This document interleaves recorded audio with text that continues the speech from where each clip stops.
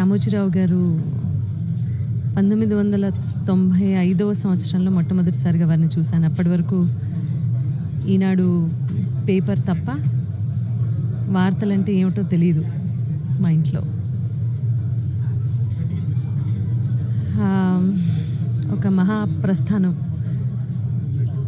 మనిషి అన్నవాడు ఎప్పుడో అప్పుడు, అంటే 100 ఏళ్ల ప్రాయంలో ఎప్పుడో అప్పుడు కన్ను మూయాల్సిందే. కానీ ఆ మనిషి తాలూకు విలువ ఎప్పుడు తెలుస్తుంది అంటే, ఎంతమంది వారి కోసం కన్నీరు కార్చారు, ఎంతమంది చూడటానికి వచ్చారు అనేది, వారి విలువ ఏంటనేది తెలుస్తుంది. ఇవాళ నాలాంటి ఎన్నో లక్షల మంది, వేల మంది అభిమానులు వారిని ఆఖరిసారిగా భౌతికంగా, అంటే వారు అక్కడ వారిని చూడడానికి రావడమే చెప్తోంది ఆయన విలువేంటో. ఒక ఎంపైర్ స్థాపించారు, ఎంతోమందికి అన్నం పెట్టారు, ఎంతోమందికి స్ఫూర్తిదాయకంగా నిలిచారు రామోజీరావు గారు.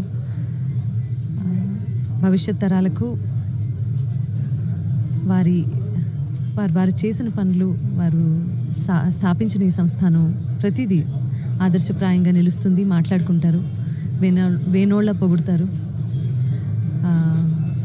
ఇలా ఎప్పుడు ఆర్ఎఫ్సికి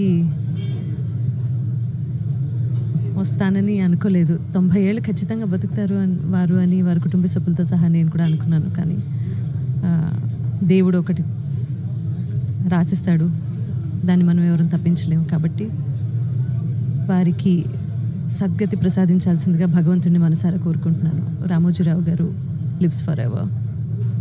నమస్కారం.